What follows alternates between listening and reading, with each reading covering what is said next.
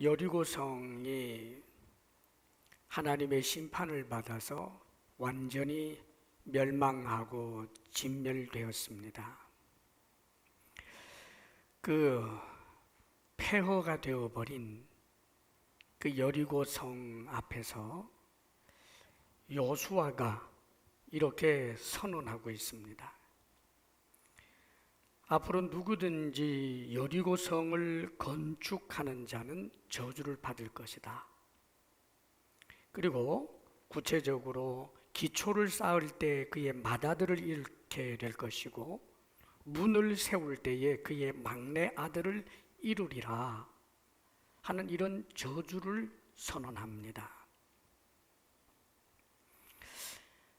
이 저주가 나중에 그대로 이제 성취되지요. 하나님께서 이런 여호수아의 저주가 그대로 일어나도록 하신 것은 그 이유가 뭘까?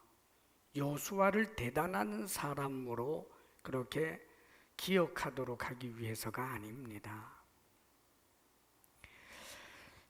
여호수아가 한 이 저주의 말이 결국은 하나님의 말씀이었습니다. 그가 하나님과 상관없이 자기 마음대로 한 이야기라고는 결코 볼 수 없고, 그런 구체적으로 이런 말을 한 것은 예언적 성격을 갖고 있는 거지요. 성령에 사로잡혀서 한 예언적 저주입니다. 500년 정도 지난 다음에 이 예언의 말씀이 아합 왕 시대에 베델 사람 히엘이라고 하는 이에게 그대로 이루어집니다. 이 히엘이라는 사람이 여리고 성을 건축하다가 맏아들도 잃고 막내 아들도 잃는 저주를 받았지요. 열왕기상 16장 34절에 보면 이렇게 기록해 줍니다. 그 시대에, 즉 아합 왕 시대에 하나님의 말씀을 업수히 여기고 가볍게 여기던 그 시대에 베델 사람 히엘이 여리고를 건축하였는데 그가 그 터를 쌓을 때에 맏아들 아비람을 잃었고 그 성문을 세울 때에 막내 아들 스굽을 잃었으니 여호와께서 눈의 아들 여호수아를 통하여 하신 말씀과 같이 되었더라. 여호와께서 하신 말씀이라고 나중에 기록해 주고 있지요. 그리고 히엘의 아들들의 이름까지도 정확하게 기록해 주므로 이것은 역사적으로 분명히 있었던 일이라는 것을 성경은 분명하게 짚어주고 있는 것입니다. 왜 이런 일이 일어났을까? 여기에는 중요한 이유가 있습니다. 여리고 성이란 그것은 우상 숭배와 죄악이 가득하기 때문에 하나님이 심판하셔서 멸망한 성입니다. 그러니까 여리고 성을 건축하지 말라라고 하는 것은 다시금 우상 숭배의 성, 죄가 관영한 성을 건축하지 말아라 하는 뜻입니다. 이것은 물리적인 의미에서의 어떤 성을 건축하지 말라라고 하는 것이 아니라 우리의 삶 속에 우리의 삶이 여리고 성을 건축해버리는 삶, 우상 숭배의 삶, 죄악이 가득한 그런 삶의 성을 세우지 말라. 삶에다가 이 여리고 성을 만들지 말고 그 마음 속에 우상 숭배와 죄악의 성을 건축하지 말아라. 이것을 하나님께서 요구하시는 것입니다. 특별히 이것은 온 인류를 향하여 하시는 말씀이면서도 그러나 가장 직접적인 대상은 하나님의 백성들이었습니다. 여리고 성을 무너뜨리고 이제 가나안 땅 젖과 꿀이 흐르는 땅에서 살게 되는 이스라엘 백성들로 하여금 너희들 절대로 우상 숭배하지 말아라. 하나님의 말씀을 떠난 죄의 성을 쌓지 말아라. 이것을 명령하고 계셨던 것입니다. 그런데 안타깝게도 역사적으로 이스라엘 백성들은 젖과 꿀이 흐르는 약속의 땅, 그 아름답고 거룩한 땅을 우상 숭배의 땅으로 만들어 버렸습니다. 죄가 관영한 땅으로 만들어 버렸습니다. 그래서 하나님의 법궤가 있는 그 예루살렘 성전조차도 거기에는 우상이 들어서고, 그리하여 결국은 하나님께서는 이 거룩한 성 예루살렘 성전을 마치 여리고를 심판하시는 것처럼 이방 사람들의 손을 빌려서 그 예루살렘 성도, 그 성전까지도 심판하시는 장면을 우리는 성경을 통해서 보게 됩니다. 사랑하는 여러분, 참으로 거룩하고 아름다운 성이라 할지라도 그것은 하나님을 믿고 의지하고 하나님을 사랑할 때 그런 것이고, 우상 숭배와 죄에 빠지게 되면은 그 거룩한 성도 심판의 대상이 될 수밖에 없다는 것을 우리는 알아야 합니다. 오늘날 우리 그리스찬들은 진정한 의미에서 하나님의 백성입니다. 그렇기 때문에 이 말씀은 예수 그리스도를 믿고 살아가는 우리들에게 우상 숭배에 빠지지 말아라, 죄를 짓지 말아라, 우상 숭배와 죄가 관영한 그런 성을 네 마음속에 건축하지 말아라, 네 삶의 여리고 성을 세우지 말아라, 그렇게 우리에게 권면하시는 하나님의 말씀으로 들어야 하는 것입니다. 사랑하는 여러분, 우리는 명시적으로 어떤 어려움이 있어도 정말 우상에게 절을 하는 우상 숭배에 빠지거나 다른 신을 섬기는 일이 없어야 되겠지요. 아마 대부분은 그럴 것이라고 생각을 합니다. 그러나 혹 연약한 성도들 가운데 삶이 어려워지면 다른 신을 찾는 경우가 있는데, 우상 숭배에는 하나님의 심판이 있다는 것을 기억해야 합니다. 그리고 성경에 기록해 주고 있는 여러 가지 죄 목록들이 있습니다. 그런 죄들에 대하여 우리는 단호하게 그 죄를 멀리하고 참으로 우리 자신을 부인하며 죄에 대하여 피 흘리기까지 싸우면서 우리 속에 여리고 성이 건축되지 않도록 노력하는 것이 마땅합니다.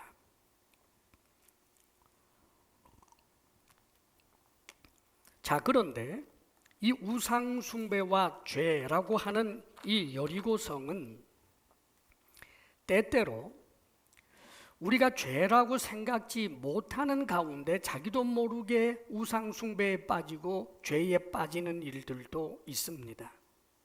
특히 우리 크리스찬들이 그렇게 유혹에 혹은 스스로 속아 넘어가는 일들이 있습니다. 그렇다면 우리가 이 시대를 살면서 우리가 절대로 하나님이 미워하시고 심판하시는 우상과 죄악의 성 여리고 성을 건축하지 않아야 한다는 것은 무엇을 의미할까요? 그것은 무엇보다도 하나님보다 더 사랑하는 것, 하나님보다 더 의지하는 것, 이것을 건축하지 말라는 말씀입니다. 하나님보다 더 사랑하는 것, 하나님보다 더 내가 의지하는 것, 그것을 항상 우리는 깨어내야 하는 것이지요. 사실 사랑한다라고 하는 건 사랑하는 대상을 향하여 항상 마음이 가 있고 생각이 가 있는 거예요. 또 의지한다라고 하는 것은 그것이 나를 든든하게 해주는 거지요. 내게 안정감을 주는 거예요. 뿐만 아니라 의지한다는 것은 미래에 대하여 보장이 되어주는 것으로 믿게 하고 생각하게 하는 것이 바로 의지하는 것입니다. 우리의 사랑의 대상, 우리가 의지해야 할 대상은 하나님인 거지요. 그래서 우리의 생각이 하나님께 늘 머물러 있고, 하나님을 생각하면 즐겁고 행복하고 하나님 사랑하는 것입니다. 동시에 하나님 생각하면 나와 함께 하시는 하나님 생각할 때마다 현실이 아무리 힘들고 어려워도 든든해지고 당당해지는 것, 하나님 의지하는 것입니다. 한치 앞을 내다볼 수 없는 미래지만 그럼에도 불구하고 하나님이 약속으로 주신 말씀을 소망으로 붙들 때 밝은 미래에 대한 큰 기대와 감격이 흘러 넘치게 되는 것, 하나님을 의지할 때 가능한 것입니다. 사랑하는 여러분, 그런데 사실 우리가 이 세상을 사노라면 하나님 말고도 우리를 즐겁게 만들어주고 행복하게 해주는 어떤 것, 어떤 대상이 있습니다. 우리를 좀 든든하게 해주고 미래가 마치 보장된 것처럼 그렇게 나를 참으로 안심하게 해주는 그런 대상들이 사실은 하나님 말고도 있습니다, 여러분.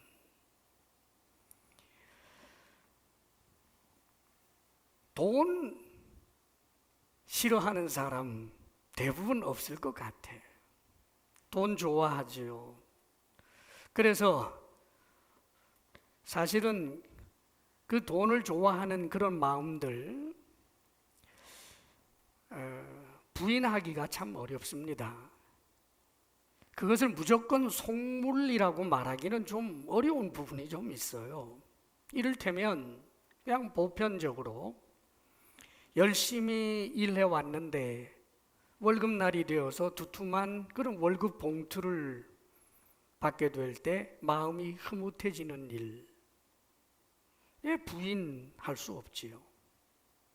더더군다나 사업상 반드시 좀 이루어야 할 일이 있었는데 정말 백방으로 수고하고 노력해서 시쳇말로 대박 터질 만한 엄청난 그런 이익을 남기게 되었을 때 사업가로서 엄청난 성취의 기쁨, 그런 희열, 그것이 이 마음 깊은 곳에서 터져 나올 수 있는 것 충분히 이해할 만합니다. 돈뿐이겠습니까? 권력이라든지 어떤 지위 혹은 인기와 명성, 사회적인 어떤 성공 이런 것도 마찬가지지요. 정말 직장에 들어가서 열심히 일하면서 남들보다 더 땀 흘려 일해서 인정받고 조금 더 높은 지위에 앉게 되고 영향력이 좀 더 확대되게 되는 것에 왜 성취감이 없고 즐거움이 없겠습니까?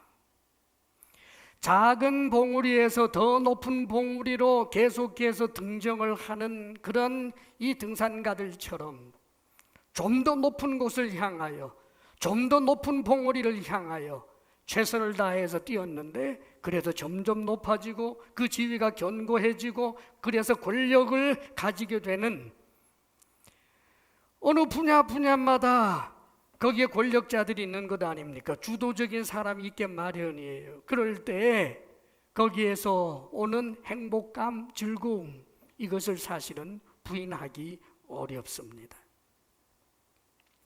사실 어떻게 보면 이런 감정은 하나님과 비교할 때 형편없어야 되는데, 그런데 때로는 지갑이 두둑하면 든든해지고 돈이 많으면 미래적 보장이 되어 있는 것 같은 그런 안심하는 마음이 드는 것을 사실은 이 세상 보통 사람들이 그건 부인될 수 없는 일이라고 봅니다. 자, 그렇다면 사랑하는 여러분, 사실 우리가 좀 당황스러운 것은 돈을 내가 원하는 대로 혹은 권력이나 지위나 명성이나 이런 것들에 대하여 어떤 성취를 이루게 될 때 오는 그 즐거움이라고 하는 것이 하나님을 예배할 때 나올 수 있는 그런 즐거움과 행복감보다 전자 쪽이 더 폭발적이거나 더 강력할 수도 있다라고 하는 것을 우리는 또 부인하기가 참 어렵습니다. 물론 우리가 하나님 앞에 예배하고 혹은 기도하고 혹은 성경을 읽거나 하는 가운데 하나님이 어떤 큰 은혜를 주실 때 정말 어떻게 표현할 수 없는 엄청난 감정의 폭풍 같은 것도 있을 수 있지만, 그러나 그런 일들은 일생에 몇 번 되지 않는 것이고, 또 많은 경우에는 하나님을 향하여 일반적으로 좀 덤덤합니다. 하나님을 생각하노라면 하나님의 은혜가 한 가지 두 가지 세워지면서 입꼬리가 좀 올라가고, 지금도 살아계시는 하나님이 나와 함께 하십니다, 그 고백을 하면서 힘든 가운데도 찬송하고 또 찬송하노라면, 그러면 그런 즐거움과 행복감이 좀 올라오기는 하지만, 마치 물이 위에서부터 아래로 흐르듯이 엄청난 돈을 벌었을 때 주어지는 행복감, 내가 원하는 것을 성취했을 때 이루게 되는 그 폭발적인 즐거움이나 행복감은 사실 하나님 앞에서 우리가 일반적으로 느끼는 것보다 더 강력할 때가 많습니다. 어쩌면 우리가 좀 미성숙했기 때문일 수도 있겠습니다. 정말 어떻게 보면 성자라고까지 불릴 만한 그런 대단히 성화되고 성숙한 사람 정도가 되면 하나님만으로만 그저 항상 즐겁고, 하나님만으로만 항상 든든한 감정, 이 세상의 그 어떤 것도, 그 물질도, 그 어떤 권력도, 그 어떤 인간도 비교할 수 없는 이가 혹 될 수 있을런지는 모르지만, 그러나 사랑하는 여러분, 이것은 일반적으로 누구에게나 주어져 있는 것 같지는 않습니다. 사실은 이 돈이라든지 권력이나 성취에 관한 것에 대한 그 즐거움은 좀 좋지 못한 그런 불이한 그런 감정적 요소가 혹 있다라고도 우리가 해석해 볼 수 있습니다만은, 그러나 정말 이것은 조금도 악이 아니다라고 하는 것도 있어요. 가령 제 주변에 이제 손주 손녀를 보신 분들이 좀 있어요. 이제 제 나이도 좀 그 정도 되니까. 그런데 첫 손주를 보았거나 손녀를 보았을 때 그들을 통해서 제가 들은 공통적인 말이 있습니다. 손주 손녀를 보니까 뭐라고 형용할 수 없는 그런 정말 엄청난 그런 사랑의 마음, 정말 미칠 듯이 사랑하는 마음이 그냥 솟구쳐 오른다는 거예요. 어찌할 줄을 모르겠다라고. 세상에 대부분이 그렇게 이야기하더라고요.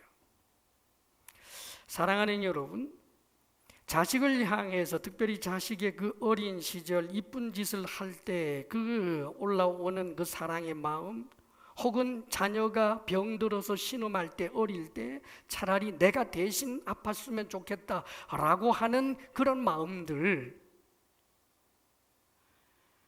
사실 그 정도까지의 마음을 하나님을 향해서는 별로 못 가져오는 것 같아요. 자, 그렇다면 이것을 죄라고 할 수 있겠습니까? 우리 예수님께서 어떤 면에서는 자녀를 나보다 더 사랑하는 자는 내게 합당치 않고 부모를 나보다 더 사랑하는 자도 내게 합당치 않다라고 이야기를 하셨고, 또 돈을 사랑하는 것이 일만 악의 뿌리니라, 그러기 때문에 돈은 돌처럼 여겨야 되고 모든 인간관계를 통해서 사람 때문에 즐겁고 행복한 마음, 그런 요소들 다 제해야 되고, 이 사회 속에서 살면서 모든 성취감 같은 것들은 전부 다 쓰레기통에 집어넣고 하나님만 바라보며 즐거워하며 살으라라고 하는 그런 뜻이겠습니까? 그럴 리는 없다고 봅니다, 여러분. 그건 어떤 면에서 자연스러운 것이기 때문에 그래요. 그렇다면 하나님을 더 사랑하고 뿐만 아니라 하나님을 더욱더 의지한다는 것의 시금석은 뭘까? 그것은 하나님을 향하여 우리가 언제나 감정의 폭풍을 가져야 된다는 뜻이 아니라, 그것은 말씀 앞에서 결단하는, 의지적으로 결단하고 순종하는 것, 그것이 바로 하나님을 사랑하는 가장 중요한 시금석이 되는 것입니다. 전날에 하나님께서 아브라함에게 이삭을 100살에 낳은 이삭을 번제로 바치라라고 하셨지요. 아브라함이 이삭을 번제로 바치는 것에 순종했습니다. 그는 믿음이 있기 때문에 하나님께서 이삭을 다시 살리실 줄로 믿었기 때문에 아무런 갈등이나 참으로 가슴 찢어지는 그런 아픔 없이 했을까? 그럴 리가 없지요.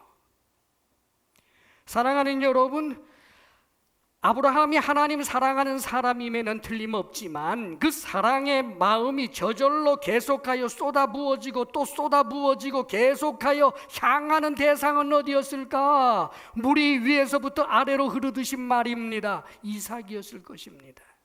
100살에 낳은 아들 이삭. 그 이삭을 데리고 가면서 그 마음에 왜 아픔이 없었겠어요? 자기가 칼을 뽑아서 이삭을 죽이려고 할 때 공포에 질린 그런 얼굴을 하고 아빠 하게 될 그 이삭의 모습만 상상해도 소름이 끼치고 차라리 내가 오히려 죽었으면 좋겠다라는 그런 생각이 왜 들지 않겠으며 하나님을 원망하는 마음이 마음속에 일어날 때마다 내가 이러면 안 되지, 이러면 안 되지, 날마다 자기 자신을 부인하면서 모리아산을 향하여 가지 않았겠습니까? 사랑하는 여러분, 찢어지는 아픔을 가지고 칼을 뽑아 들었지만 사실 그 감정의 폭풍은 오히려 하나님을 향한다기보다가 이삭을 향한 것이지만 하나님께서는 아브라함이 하나님의 말씀 앞에 결단한 이 의지적 행위를 네가 나를 사랑하는 것으로 인정해 주셨다는 것을 주목해야 하는 것입니다. 네가 나를 사랑하는구나. 네 아들 독자보다 나를 더 사랑하는구나. 네가 나를 정말 믿고 의지하는구나. 아브라함의 그 믿음, 하나님을 의지하는 그 믿음, 하나님을 사랑하는 그 사랑의 증거가 하나님의 말씀 앞에 의지적 순종이었다는 것을 우리는 기억해야 된다는 말입니다. 사랑하는 여러분, 돈이 좋지요.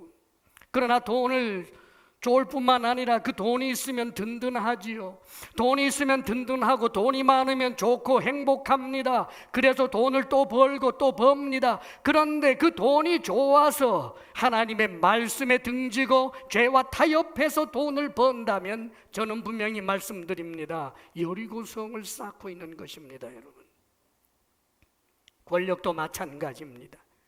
성취감을 주는 이 권력, 부분 어느 그룹들마다 주도자가 되고 권력자가 되어버리는 그 기쁨, 사람들의 주목을 받고 명성을 얻게 되는 그 즐거움, 분야에서 사회적으로 성공한 자가 된다라고 하는 그 희열, 좋지요. 그래서 그것을 얻기 위하여 수단 방법을 가리지 않고 권모술수 동원하고 악한 방법으로 누군가에게 거짓말로 짓밟아버리고 이기면 무조건 된다라고 생각하는 것으로 죄와 타협하여 권력을 얻고 혹은 명성을 얻고 혹은 사람이 주목받는 자가 되는 것, 저는 분명히 말합니다.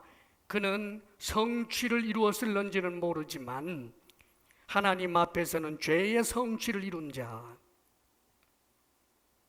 우상 숭배와 죄의 성을 건축한 것에 불과한 것입니다.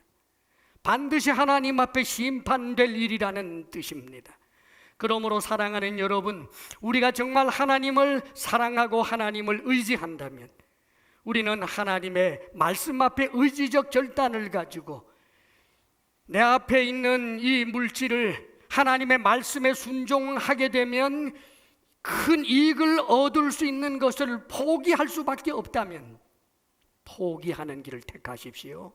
그것은 여리고성을 무너뜨리는 일이기 때문입니다. 만일 하나님의 말씀 앞에 순종함으로 내게 주어진 기회, 더 높은 자리에 올라갈 수 있는 그 기회가 사라진다라고 한다면 그래도 그 길을 가십시오. 그것은 여리고성을 스스로 부인하고 무너뜨리는 행위이기 때문입니다. 자, 그렇다면 이런 경우는 어떨까요? 돈을 버는데 정말 성실하게 벌어요. 죄와 짝하지 않았습니다. 땀 흘려 일했고 정직하고 성실하게 일했는데 하나님이 은혜를 주셔서 일하는 것마다 30배, 60배, 100배로 결실하게 해서 점점 부를 이루어 간다고 하십시다. 참 좋은 일이지요. 그래서 점점 지갑이 채워지고 점점 부를 이루게 되는데 근검절약합니다. 쓰지 않습니다. 허튼 데 쓰지 않습니다. 얼마나 아름답습니까? 또 법니다. 근검절약합니다. 또 법니다. 근검절약합니다. 또 법니다. 근검절약하며 벌고 계속해서 법니다. 그러면서 입을 열 때 한마디씩 할 수 있습니다. 하나님이 내게 이런 부를 주셨습니다. 하나님이 내게 이런 부를 주셨습니다. 이 정도 되면 그는 여리고성을 쌓는 자가 아니고 하나님이 기뻐하는 성을 쌓은 것으로 보입니까? 저는 분명히 말합니다. 그것도 죄악의 여리고성을 쌓는 것입니다. 정당하게 벌었다고 할지라도 쓰지 않으면, 우리 주님께서 말씀하신 대로 네 보물을 땅에다 쌓아두지 말고 하늘에 쌓으라라고 하시는 그 말씀을 붙들고 사랑하는 여러분, 쓸 줄 알아야 하는 것입니다. 좋은 일에, 선한 일에, 착한 일에 하나님께서 주신 것 가지고 쓸 줄 알아야 합니다. 물론 모든 것을 다 털어내라는 뜻은 아닙니다. 미래를 위하여 필요한 만큼 저축하는 것도 필요하고 여러 가지 지혜가 있어야 되겠으나, 그러나 하나님께서 내게 주신 데에는 이유가 있습니다. 그것을 쓰라고 주신 것이란 말입니다. 이것은 권력도 마찬가지지요. 페어플레이 했습니다. 직장에서도 혹은 어느 사회 일각에서도 절대로 거짓과 타협하지 않고 정직하고 성실하게 일하고 자신이 가지고 있었던 여러 가지 전략과 전술이 절대로 죄악된 것이 아니고, 그리하여 참으로 여러 경쟁 가운데서 높은 자리에 점점 올라갑니다. 사랑하는 여러분, 그렇다면 이제 높은 자리에 올라갔으니까 그 권력을 누리기만 하면 되는 것입니까? 아닙니다, 여러분.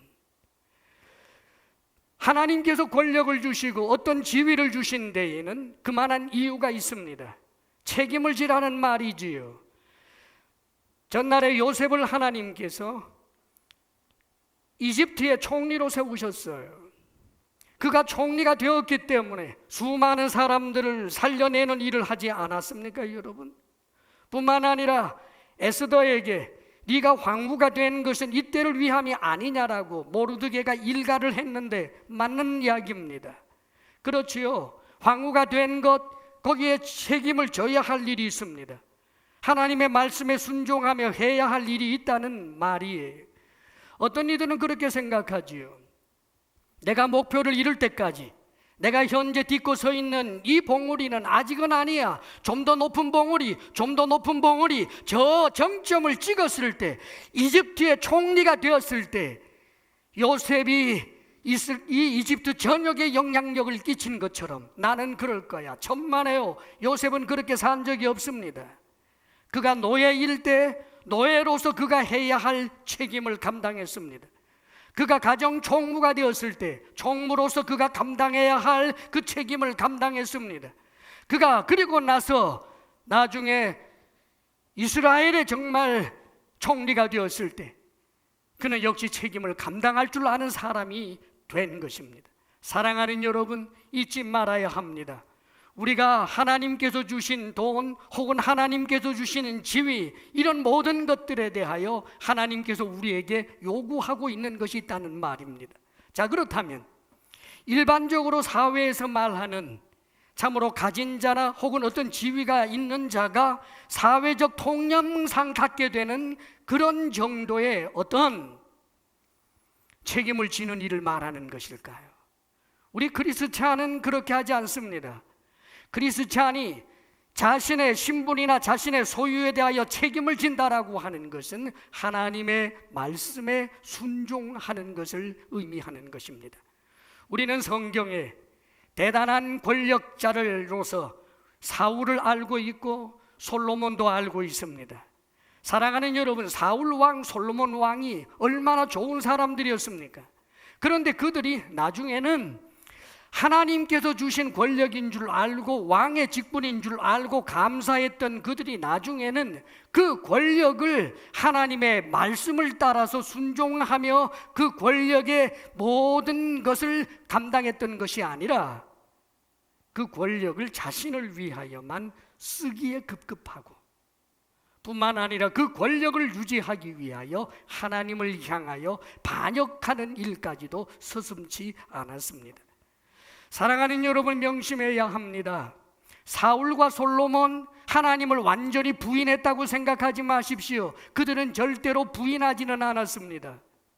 다만 하나님의 말씀에 전적으로 순종하지는 않았을 뿐입니다. 이 차이입니다, 여러분.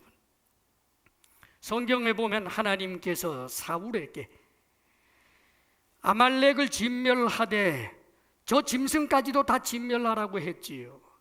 그런데 권력자가 된 이 사울이 하나님의 명령 말고 은밀한 또 다른 명령을 내립니다.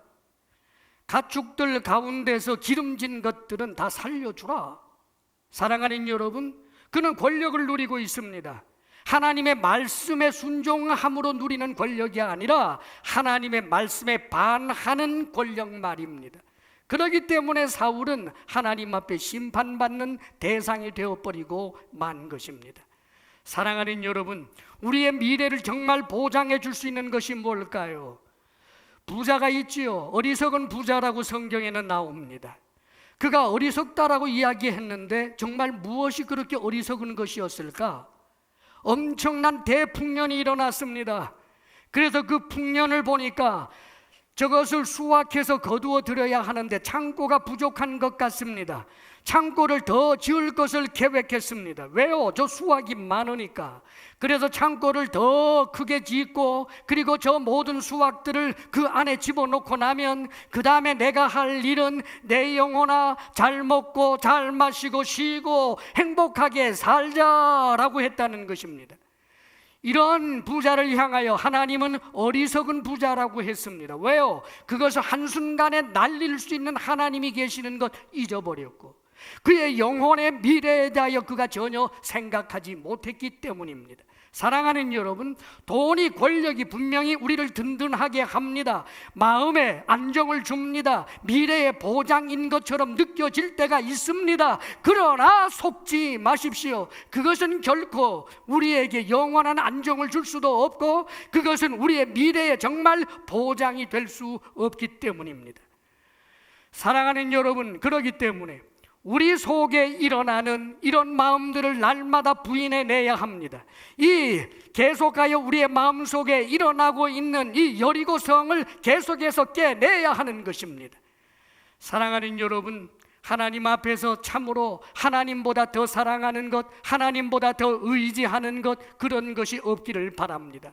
그런 마음들이 들 때마다 스스로 자신을 살펴서 스스로 부인하고 날마다 하나님을 더욱더 사랑하는 자, 하나님을 더욱더 의지하는 자, 그리하기 때문에 날마다 하나님의 말씀 앞에 순종을 결단하며 달려나가는 하나님의 사람들이 다 되시기를 축복합니다.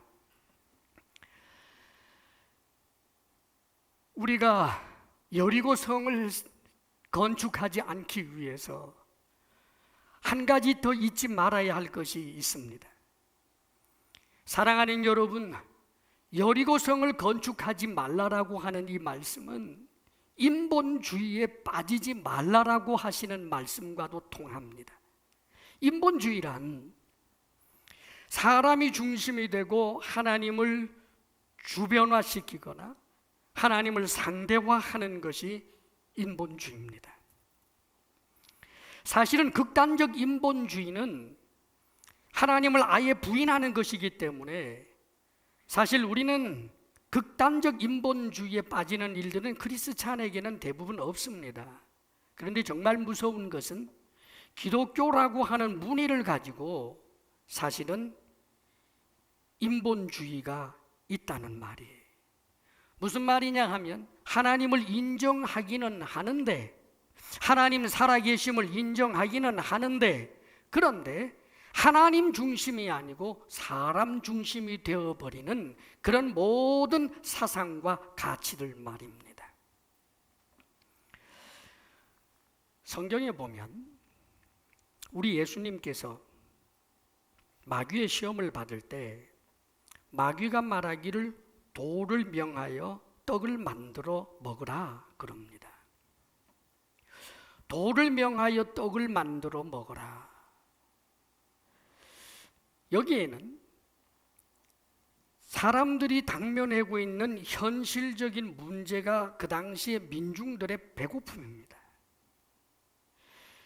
네가 정말 하나님의 아들이라면은 하나님의 그 능력을 가지고 저 배고픔의 문제들을 해결하라라고 하는 것이 거기에 깔려 있는 거예요. 그런데 우리 예수님께서는 돌을 떡으로 만들 능력이 분명히 있는 분이지만 우리 예수님 하시는 말씀은 사람이 떡으로만 살 것이 아니요 하나님의 입에서 나오는 모든 말씀으로 살 것이니라, 그렇게 선언을 하시고 이 유혹을 물리칩니다. 사랑하는 여러분, 주님이 말씀하신 이것이 바로 신본주의인 거예요. 떡으로만 살 것이 아니요 하나님의 입에서 나오는 말씀으로 살 것이니라. 그렇지요. 사람이 살아야 하는 것은, 정말 중요한 것은 이 떡보다 말씀이다라고 하는 거예요. 무게중심이 떡에 있지 않고 하나님의 말씀에 있다는 이야기입니다. 성경은 하나님을 사랑하되 마음을 다하고 목숨을 다하고 뜻을 다하고 힘을 다하여 사랑하라고 하십니다. 그리고 이웃을 네 몸과 같이 사랑하라 하시지요. 하나님 사랑, 이웃 사랑 수평이 아닙니다. 하나님 사랑, 이웃 사랑입니다. 하나님 사랑이 먼저요, 그 다음에 이웃 사랑입니다. 하나님 사랑하는 그 힘으로 이웃도 사랑하는 것입니다. 인본주의는 이렇게 말합니다. 힘을 다하여 이웃을 사랑하라, 목숨을 다하여 이웃을 사랑하라, 그리고 사람을 위하여 하나님을 사랑하라. 이게 인본주의입니다. 사랑하는 여러분, 하나님조차도 사람을 위하여 존재하는 것처럼 그렇게 사람 중심의 그런 가치들 말입니다. 사랑하는 여러분, 우리의 신앙 세계에도 그런 위험한 요소들이 얼마나 많은지 모릅니다. 사실은 우리 평신도들에게는 좀 낯설 수 있습니다만은 수많은 그런 신학들이 있어요. 이렇게 이름을 붙이는 해방신학이라든지 또 무슨 생태신학이라든지 여성신학이라든지 이루 헤아릴 수 없을 만큼 수많은 신학들이 있습니다. 그럼 이런 많은 신학들을 모조리 잘못된 것이라고 이야기할 수는 없어요. 거기에는 나름대로 신학자들의 고뇌가 있기 때문입니다.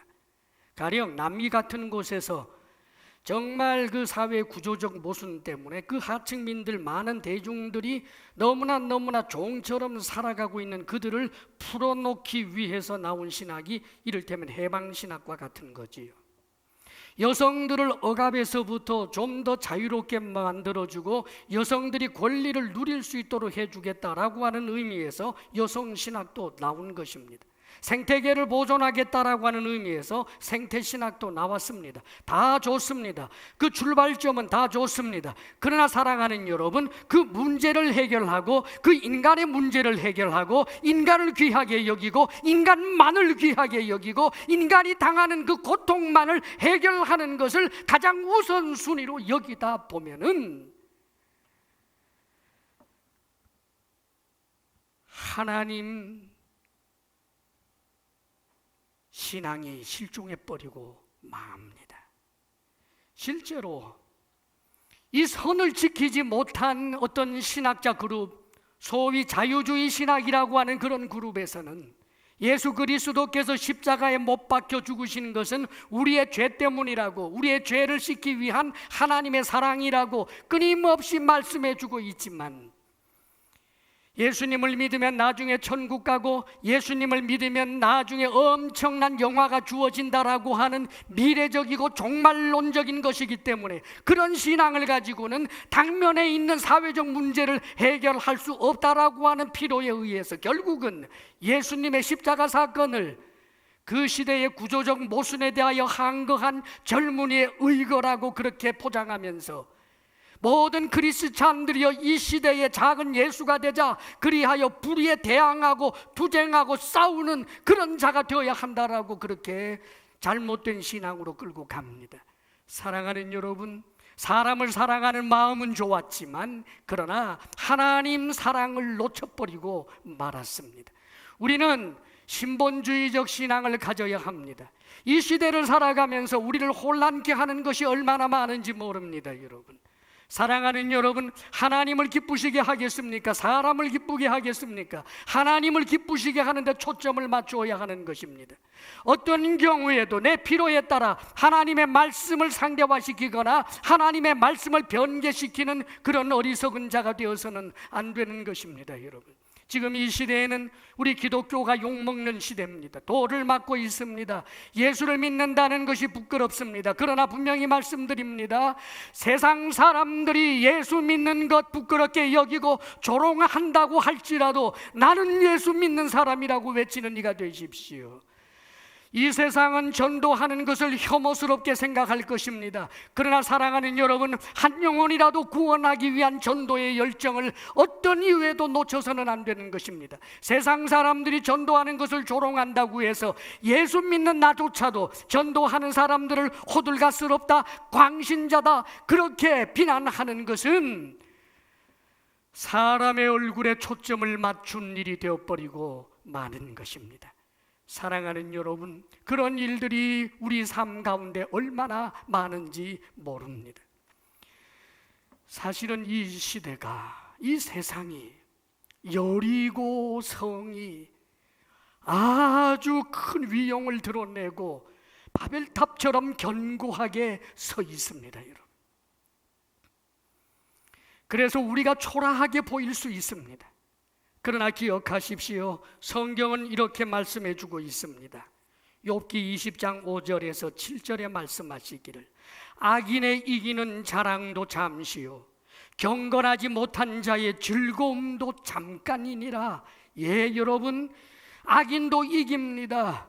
경건하지 못한 자도 즐길 수 있습니다. 여러분, 돈의 즐거움, 악한 돈, 악한 지위의 즐거움도 있습니다. 그러나 잠깐입니다. 그 존귀함이 하늘에 닿고 그 머리가 구름에 미칠지라도 자기의 똥처럼 영원히 망할 것이라. 사랑하는 여러분, 언젠가 똥처럼 망하게 되는 것, 똥처럼 하찮게 되는 것, 그 지위가, 그 돈이, 불의의 모든 재물들이, 불의한 모든 지위들이, 인본주의가, 내가 그렇게 고상하다고 여겼던 그런 사상체계들이 똥처럼 버려질 날이 오게 되는 것입니다. 오직 남는 게 무엇이겠습니까? 우리는 다른 성을 쌓아야 합니다. 우리는 다 건축자 아닙니까? 그리스도라고 하는 터 위에 우리가 계속하여 건축해내는 것이 있습니다. 하나님의 집입니다. 사랑하는 여러분, 하나님의 성입니다. 하나님이 주인이 되시는, 하나님에게 순종하는 그런 성 말입니다. 그런 성을 우리 마음속에 계속해서 쌓아 올려야 하는 것입니다. 언젠가 불로 시험하는 날이 오게 될 때, 사랑하는 여러분, 무가치한 것, 나무로 만들고 지프로 만든 것, 풀로 만든 것, 이런 것들은 전부 다 태워져 없어져 버리고 말 것입니다. 그러나 하나님의 말씀을 따라 산 금과 같은 것, 하나님의 말씀에 순종한 은과 같고 보석과 같은 것은 결단코 사라지지 않고 그것이야말로 우리에게 큰 상이 될 것입니다. 사랑하는 여러분, 이 시대가 혼미스럽지만 오직 하나님을 사랑하고 하나님을 더욱더 의지하고 우리 속에 참으로 혼합주의와 같은 악한 것들, 인본주의와 같은 것들을 다 쳐내면서 하나님의 말씀 앞에 순종의 결단을 날마다 하며 살아가는 성숙한 주의 사람들이 되시기를 주의 이름으로 축원합니다. 아멘. 기도하겠습니다. 사랑하시는 하나님 아버지, 우리에게 하나님, 우리 주 예수 그리스도를 주셔서 하나님이 우리를 얼마나 사랑하시는가를 보여주셨사오고, 예수 그리스도의 보혈로 우리를 하나님의 자녀 삼아 주셨는데, 아버지여, 어찌 하나님 사랑하지 아니하며 어찌 하나님 더 의지하지 않겠습니까? 어찌 하나님보다 다른 것을 더 우선하겠습니까? 아버지 하나님, 우리가 사람의 얼굴을 구하기보다 하나님의 얼굴을 구하며 어떤 것보다도 하나님을 더욱더 사랑하여 하나님 앞에 늘 순종적 결단으로 살아가는 우리들이 되게 하여 주시옵소서. 감사드리며 예수님 이름으로 기도하옵나이다. 아멘.